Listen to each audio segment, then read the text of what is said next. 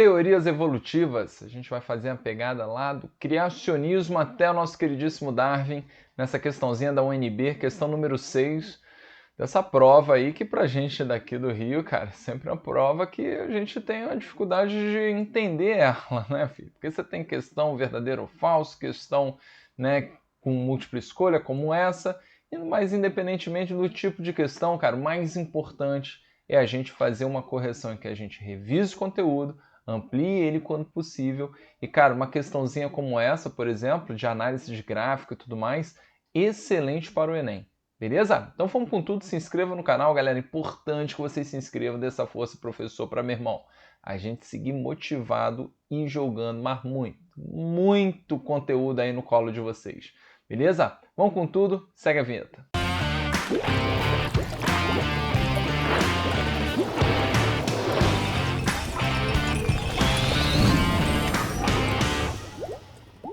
Pronto, galera. O cara diz o seguinte, ó, que na história recente da medicina verifica-se um impressionante aumento, ó, vamos destacar essa parte aqui, ó, aumento da resistência de micro-organismos a antibióticos.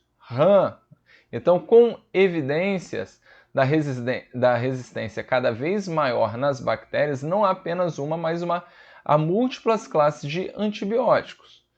Em um estudo realizado em um hospital nos anos de 2004 a 2015, verificou-se a evolução do processo de resistência de micro-organismos aos carbapenêmicos, né, fármacos. Então, ó, a resistência aos carbapenêmicos. Então, fármacos antimicrobianos da classe dos beta-lactâmicos, tá? Como as penicilinas e as cefalosporinas, tal como evidencia a figura a seguir, em que resistência a carbo significa resistência a carbapênico. Então, ó, res a carb significa resistência a carbapênicos, ok? Então, ó, ele foi jogando aqui, ó, várias curvinhas em que você percebe aí um aumento, ok? Né, da porcentagem que é dada. Então, tá aí a ideia, né, de saber, entender, né, a interpretação, né, de gráficos. Então, ele está aqui, bonitão, dando essa porcentagem, maravilhoso. E repare que ele me dá aqui os anos, né, que foram feitas as pesquisas, e aqui estão as populações, tá, resistentes a carbapenêmicos. Rapaz, tá dificuldade enorme de falar esse nome, mas enfim, tá todo mundo aqui. Show? Então, meninos, é basicamente essa a ideia. Então, a gente consegue sim, né, perceber, né, um aumento, né, razoável na grande maioria, ó. Segue aqui, né, tirando, né, essa aqui que é Strelix. Strelix, né, são as pseudomonas, ok? E aí a gente tem aqui outros, né, subindo, beleza? Outros aqui embaixo menos, mas seguindo a ideia de que a gente tem essas alterações. Então vamos lá. A partir dessas informações, assinale a opção correta no item a seguir, que é do tipo C, né? Então, questões do tipo C são as questões múltipla escolha. Tá? Então, considerando os mecanismos envolvidos na RAM ou RAM e o gráfico apresentado, assinale a opção correta.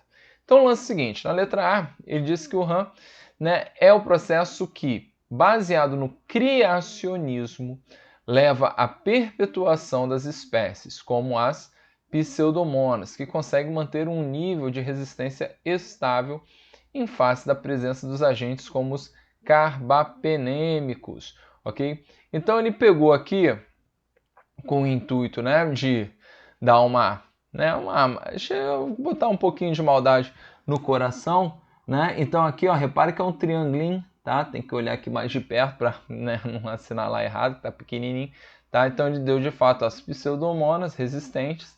E aí a gente viu, de fato, ó, que aqui é a única que se mantém próximo da estabilidade, né?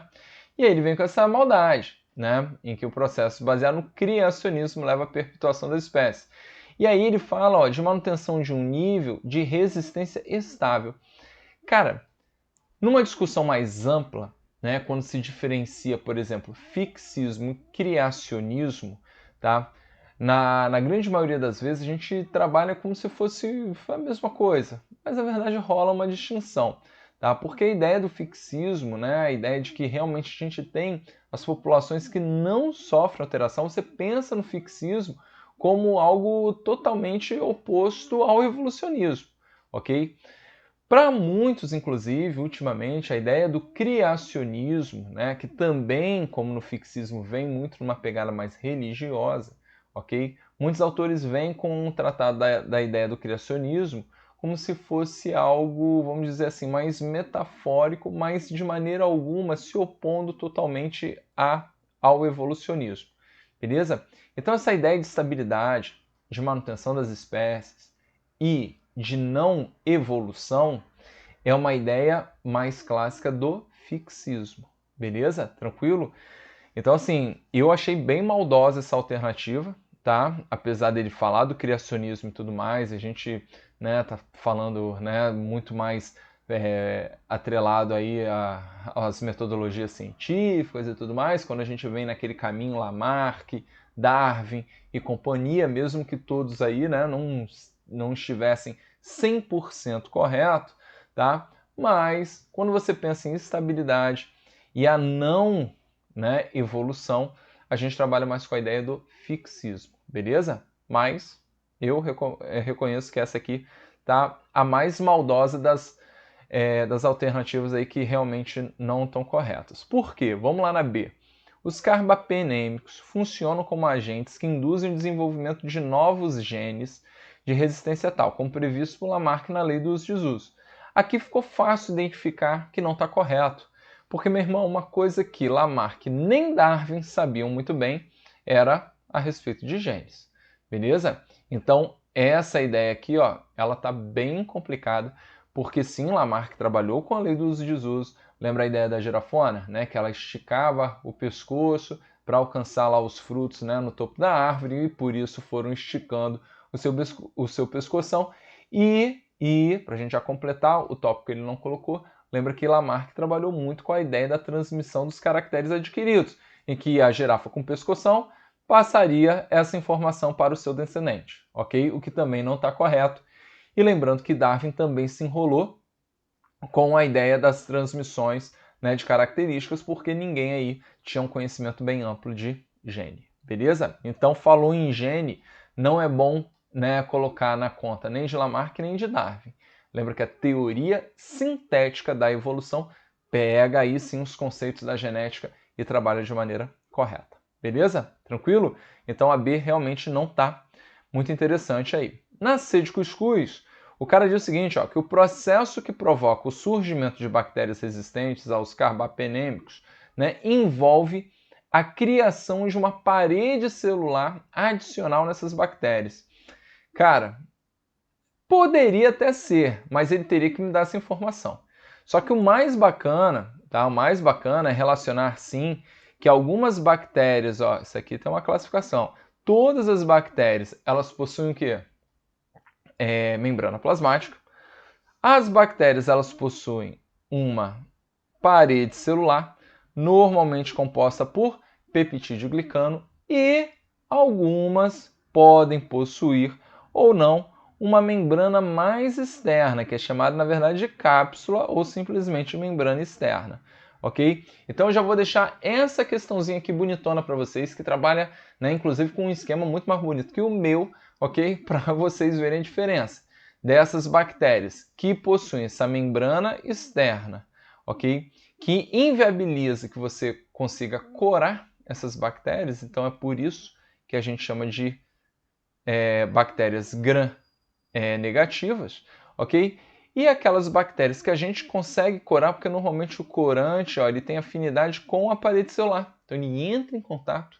Então é por isso que essas bactérias que a gente consegue corar são chamadas de bactérias gram-positivas, ok?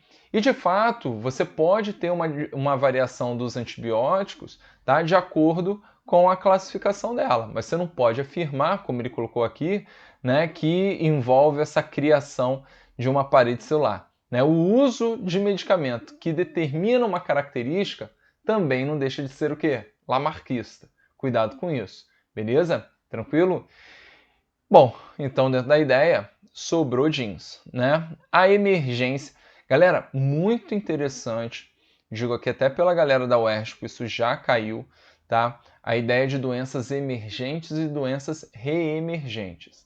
Por exemplo, o SARS-CoV-2, né, o vírus em desgramento, ele está relacionado a uma doença emergente, que é a Covid-19, que era uma doença que não existia no planeta, surgiu, meu irmão, se espalhou por tudo quanto é canto.